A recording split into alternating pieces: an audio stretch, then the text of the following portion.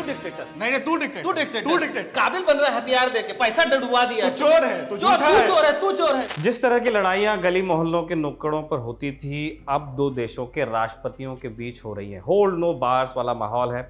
Donald Trump ने conventional diplomacy को दूर फेंक दिया है और इसका पहला बड़ा शिकार यूक्रेन बनने वाला है। जिस यूएस के दम पर वो रूस को चुनौती देता था, वहां सरकार बदलते ही कहानी भी बदल गई। राष्ट्रपति बनते ही ट्रंप ने सपोर्ट खींचने का हिंट दिया था।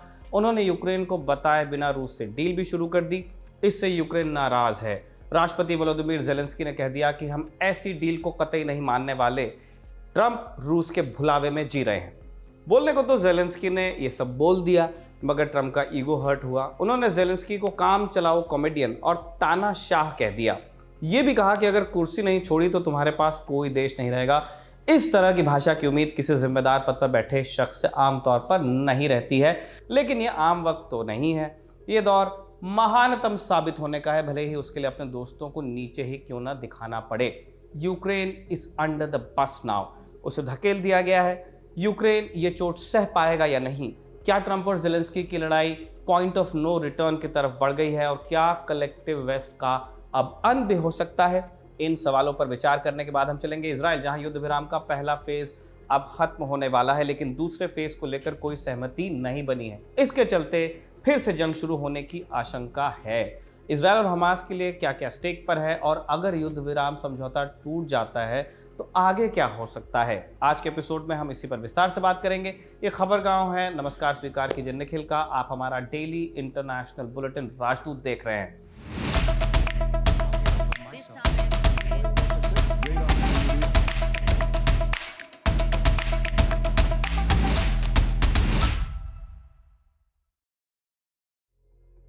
शुरुआत हम यूक्रेन से करेंगे। डोनाल्ड ट्रंप और व्लादिमीर पुतिन के फोन कॉल से एक कहानी शुरू हुई थी, हम लगातार आपको बता भी रहे हैं। इसका अंत यूक्रेन में युद्ध विराम पर होना था, लेकिन बीच में ऐसी चीजें घट गईं कि सब गड़बड़ हो रहा है। अब 12 फरवरी को ट्रंप और पुतिन ने फोन पर बात की। उनका फोकस यूक्रेन वॉर को खत्म करने पर था। उनकी बातचीत काफी दोस्ताना अंदाज पर खत्म हुई। दोनों नेताओं ने आमने सामने मुलाकात और नेगोशिएशन शुरू करने का वादा भी किया। उसी रोज ट्रंप ने यूक्रेन के राष्ट्रपति ज़ेलेंस्की को भी फोन किया, लेकिन उन्होंने ज़ेलेंस्की को सुना कम, सुनाया ज्यादा। उसी दौरान ट्रंप और उनकी कैबिनेट के लोगों ने कहा कि यूक्रेन को नेटो की मेंबरशिप अब नहीं मिल सकती और रूस ने जिन इलाकों पर कब्जा कर लिया है उन्हें वापस लेने के भी चांसेस कम ही हैं। इससे साफ हो गया था कि ट्रंप सरकार की यूक्रेन में बहुत दिलचस्पी अब नहीं बची। वो और पैसा खर्च नहीं करना चाहते, इसलिए पीस डील के बदले यूक्रेन को कुर्बान करने से परहेज अब नहीं किया जाएगा। वही हुआ भी। 18 फरवरी को सऊदी अरब में यूएस रशिया मीटिंग हो गई, लेकिन उसमें यूक्रेन को पत्रिका नहीं दी गई थी, ना ही यूरोप से किसी को बुलाया गया था। इसके बाद ज़ेलेंस्की बड़े दुखी थे। उन्होंने कहा कि हमारे बिना होने वाली कोई भी डील हम स्वीकार नहीं कर पाएंगे। उसी शाम ट्रंप का बयान आता है। वो कहते हैं कि फरवरी 2022 में जंग रूस ने नहीं बल्कि यूक्रेन ने शुरू की थी। ट्रंप ने यह दावा भी किया कि अमेरिका ने यूक्रेन को $300 बिलियन से ज्यादा की मदद दी है। इसके अलावा भी उन्होंने ऐसे कई क्लेम किए जिनमें फैक्ट कम और भ्रम ज्यादा था। यहां तक के घटनाक्रम के बारे में हम राजदूत में आपको बता चुके हैं पहले भी।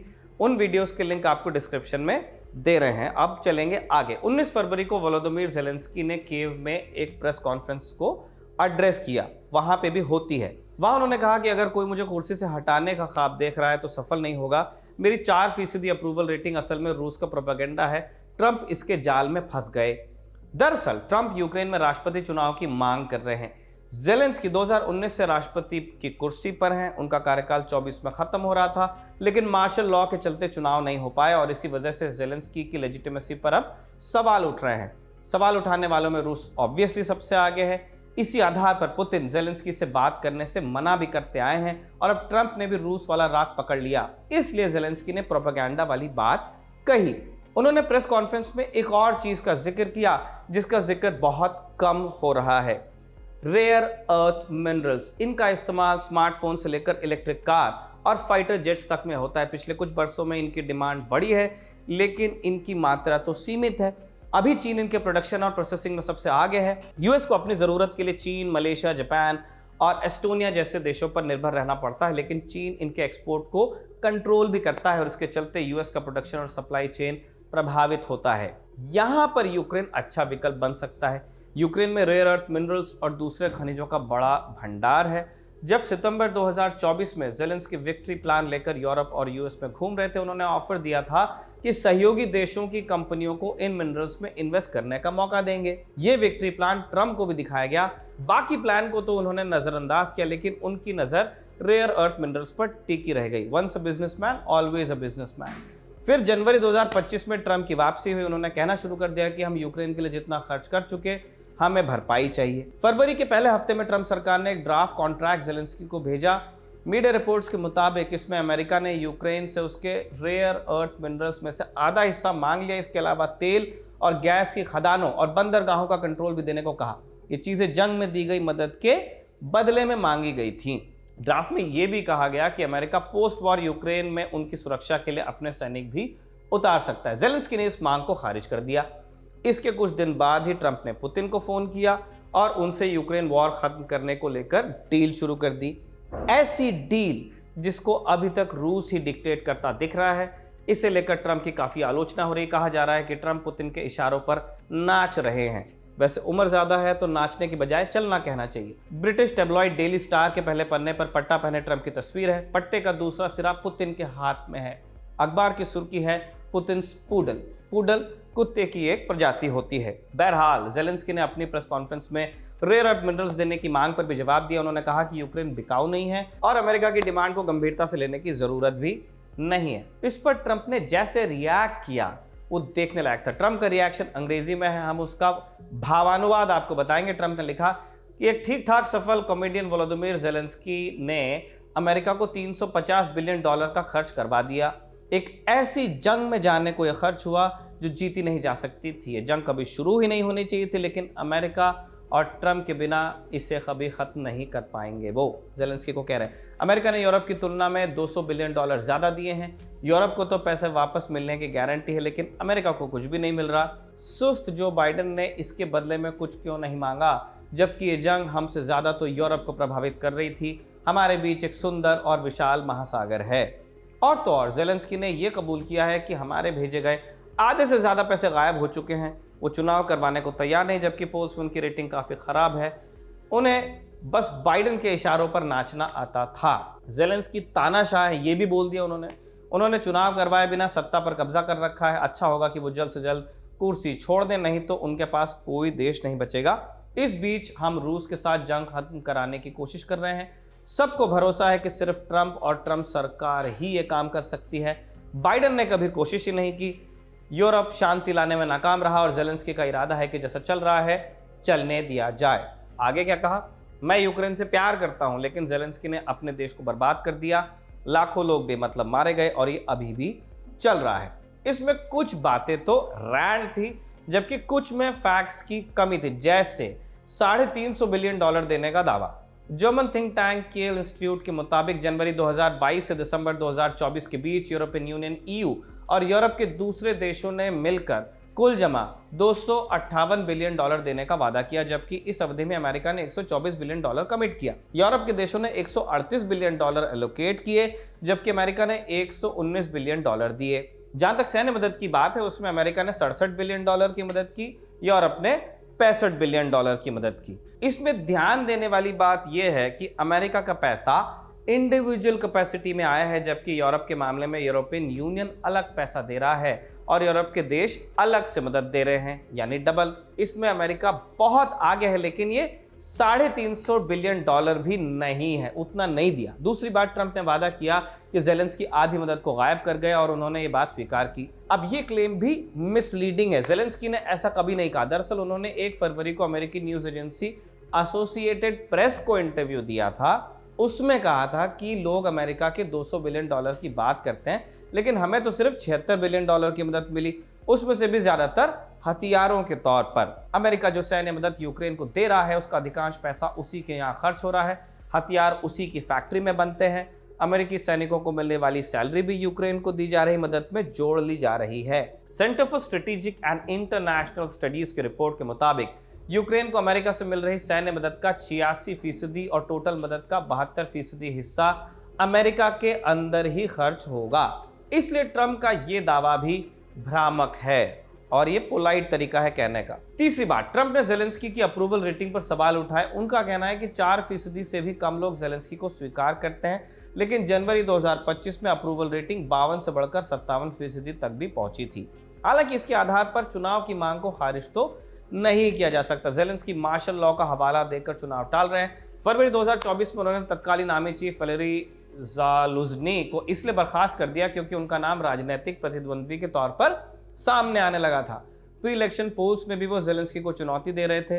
रिपोर्ट्स हैं कि इससे ज़ेलेंस्की असहज हो गए थे, तभी उन्होंने ज़ालुझनी को हटाने का डिसीजन लिया। ज़ेलेंस्की ने अपने कार्यकाल में मंत्रियों और राजदूतों को कपड़ों की तरह बदला, लेकिन डिक्टेटर का टैग बहुत एक्सट्रीम आरोप है। जानकार इस टैग से सहमत भी नहीं। उनका कहना है कि इस हिसाब से ट्रंप भी तो डिक्टेटर कहे जा सकते हैं, एलन मस्क भी कहे जा सकते हैं, क्योंकि पहले कार्यकाल और दूसरे कार्यकाल में भी उन्होंने क्रेजी डिसीजंस लिए हैं जिसने लाखों लोगों के जीवन पर असर डाला है। ट्रंप के स्टेटमेंट से आप कड़वाहट का अंदाजा लगा सकते हैं, लेकिन ये तल्खी कोई नई बात भी नहीं है। इसकी शुरुआत 2019 में ही हो गई थी, जब ट्रंप ने जो बाइडेन के बेटे हंटर के खिलाफ जांच शुरू करने का दबाव डाला। इसके चलते उन्हें महाभियोग भी झेलना पड़ा। ट्रंप 2.0 में यह तल्खी खुलकर सामने आई। ट्रंप बुली करके बातें मनवाने के शौकीन रहे हैं, पूरा जीवन ऐसे चला है। जब वो रियल एस्टेट डेवलपर थे तब उन्होंने द अप्रेंटिस नाम का एक रियलिटी शो होस्ट किया। उनकी पूरी पर्सनैलिटी झूठ बोलकर और दूसरों को गलत साबित करके गढ़ी गई थी। ज़ेलेंस्की को भी वो उसी तरह शांत कराना चाहते हैं, लेकिन अभी तक ज़ेलेंस्की झुकने के लिए तैयार हुए नहीं। शायद उन्होंने पुष्पा देखी है, जुबानी ही सही, लेकिन उन्हें यूरोप के देशों का सपोर्ट भी मिल रहा है। डिक्टेटर वाले बयान के बाद जर्मनी, फ्रांस और स्वीडन ने ट्रंप को लताड़ा है। इसलिए यह झगड़ा यूएस वर्सेस यूक्रेन की बजाय यूएस वर्सेस यूरोप होता जा रहा है, जिसके चलते कलेक्टिव वेस्ट के रेलेवेंस पर अब सवाल उठ रहे हैं। कलेक्टिव वेस्ट में यूरोप, अमेरिका और कनाडा को रखा जाता है, ऑस्ट्रेलिया को भी। नेटो इसका सबसे सटीक उदाहरण है, जिसमें अमेरिका, कनाडा के अलावा यूरोप के 30 देश आते हैं। ऑस्ट्रेलिया उसमें नहीं है। नेटो के एक देश पर हमले को सभी देशों पर हमला माना जाता है। ये साझा सुरक्षा की बात करता है। सेकेंड वर्ल्ड वॉर और फिर कोल्ड वॉर में ये कॉन्सेप्ट मजबूत हुआ। डेमोक्रेसी, ह्यूमन राइट्स, कैपिटलिज्म वगैरह को तरजीह देने वाले देश एक तरफ आए, फिर उन्होंने साथ में काम करना जारी रखा ताकि उनका अपना सिस्टम मजबूत रहे और वो बाकी दुनिया में दबदबा दिखा सके। जब ट्रंप पावर में आए, उन्होंने कहना शुरू किया कि इस दबदबे में सबसे ज्यादा खर्च हुआ है यूएस का, सबसे ज्यादा सैनिक लगे हैं यूएस के, इसलिए हम अकेले ही इसका लाभ भी लेंगे। यूक्रेन के केस में भी यही हो रहा है। इसने कलेक्टिव वेस्ट के कॉन्सेप्ट को तो खतरे में डाल ही दिया इस तरह, साथ ही साथ ग्लोबल पावर ऑर्डर में भी जबरदस्त उठापटक की संभावना पैदा की है। पूरी दुनिया को इसके लिए तैयार रहना होगा। अमेरिका का अध्याय यहीं पर समाप्त करते हैं। अब इजराइल चलते हैं। इजराइल हमास युद्ध विराम का पहला चरण अपने अंतिम दौर में पहुंच चुका है। पहले चरण में हमास 33 इजरायली बंधकों को छोड़ने वाला था। बाद में पता चला कि उनमें से 8 की मौत हो चुकी है। अब तक 19 जीवित बंधक रिहा हुए हैं। 20 फरवरी को हमास ने 4 बंधकों की डेड बॉडी इजराइल को दी, उसके हवाले सौंप दी। उसने दावा किया कि उनमें से 3 की मौत इजराइल के मिसाइल हमलों में हुई। रिहाई के वक्त उसने गाजा पट्टी में बड़े बड़े पोस्टर्स भी लगाए, हालांकि उसने अपने दावे को लेकर कोई सबूत नहीं दिया। पहले फेज में अभी भी 10 बंधकों की रिहाई बाकी है, उनमें से 6 जिंदा हैं। उन्हें 22 फरवरी को छोड़ा जाना है। बाकी 4 की डेड बॉडी कुछ समय बाद इजराइल को सौंपी जाएगी, ऐसा प्लान है। इजरायली बंधकों के बदले इजराइल 2000 से अधिक फिलिस्तीनी कैदियों को रिहा कर चुका है। युद्ध विराम का पहला फेज 1 मार्च को समाप्त हो रहा है। उसके बाद दूसरा फेज शुरू होना है, लेकिन उसे लेकर अभी तक सहमति नहीं बन सकी है। अल जजीरा की रिपोर्ट के मुताबिक इजराइल ने लिखित में कोई वादा नहीं किया था कि पहले चरण के पूरा होने के बाद वो जंग शुरू नहीं करेगा। हालांकि मध्यस्थों ने कहा था कि वो इजराइल पर दबाव बनाएंगे। इजरायली कैबिनेट के कई मंत्री हमास से सीजफायर डील के खिलाफ हैं। वो दूसरा फेज शुरू करने से पहले जंग में जाने के पक्ष में है। इसके चलते मामला अटक रहा है। दूसरे फेज के लिए बातचीत 4 फरवरी को ही शुरू होनी थी, लेकिन अभी तक हो नहीं पाई है। इजराइल का मन है कि हमास गाजा पट्टी को पूरी तरह खाली कर दे, तभी वो आगे बात करेगा। इस बीच हमास ने दूसरे फेज में सभी बंधकों को एक साथ छोड़ने की पेशकश भी की है।